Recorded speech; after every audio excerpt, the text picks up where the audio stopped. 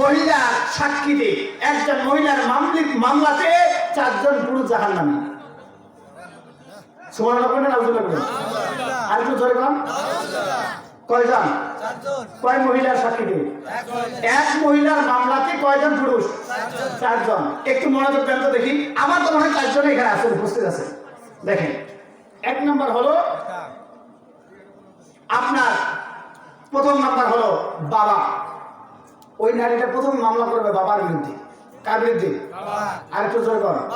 বাবার বিরুদ্ধে। কেন? তার কারণ ছোট থেকে বড় করছে বাবাই, ভরণ পোষণ যা আছে লেখাপড়া সব করাইছে, কিন্তু তাকে দিনের পথে পরিচালিত করে নাই। এরকম বাবা আছে না? আপনার মেয়েটাই কিয়ামতের ময়দানে সাক্ষী দিবে, মামলা করবে আপনার বিরুদ্ধে। রব্বুল আলামিন আমার জাহান্নাম ফয়সালা হয়ে গেছে, আমার কোনো দুঃখ নাই, আমার কোনো কষ্ট নাই, আমি জাহান্নামে যেতে রাজি, কিন্তু আমার বাবাকে এনে দাও।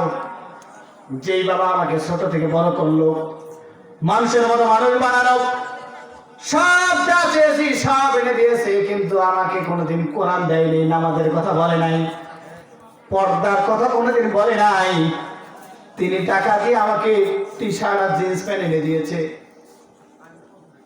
আল্লাহ পাক তখন আপনার বিরুদ্ধে যখন আপনার মেয়েটা মামলা করবে, রব্বুল আলামিন ফেরেশতাদের মাধ্যমে আপনাকে জাহান্নামের মধ্যে টেনে নিয়ে যাবে। এরপরে ওই নারীকে বলবেন, তোমার আরো কোনো অভিযোগ আছে নাকি? বলবেন, হ্যাঁ ইয়া রাব্বুল আলামিন, আর অভিযোগ আছে। আমার বড় ভাইকে এনে দেন। আমার বড় ভাই কোথায়? তাকে আনেন। বড় ভাইকে আনা হবে। বড় ভাই বলবে, বোন আমার বিরুদ্ধে মামলা কেন? কি অভিযোগ করে, কি অপরাধ করেছি?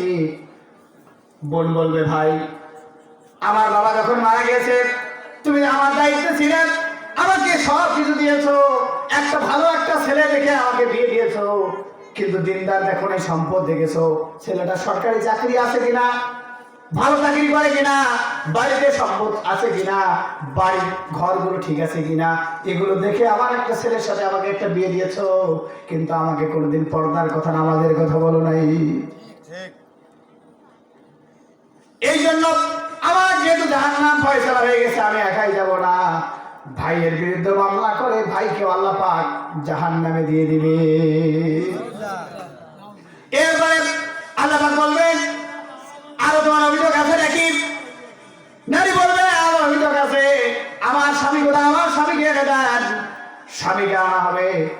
স্বামী যখন বলবে, কি ব্যাপার সগীরা, তোমার সব কিছু দিলাম, ঘরের মতো সুখে চেয়েছো, আলমারি চেয়েছো, খাট চেয়েছো, পলং চেয়েছো, সোনার গয়না কবর ফাটি সব কিছু চেয়েছো, যা দিয়েছে সব, যা চেয়েছো সব দিয়েছি। যখন ঘুরতে যাইতে চেয়েছো, ঘুরতে নিয়ে গেছি। যখন মার্কেটে নিয়ে যাইতে বলছো, আমি নিয়ে গেছি, কিন্তু আজকে আমার বিরুদ্ধে মামলা কেন, অভিযোগ কেন?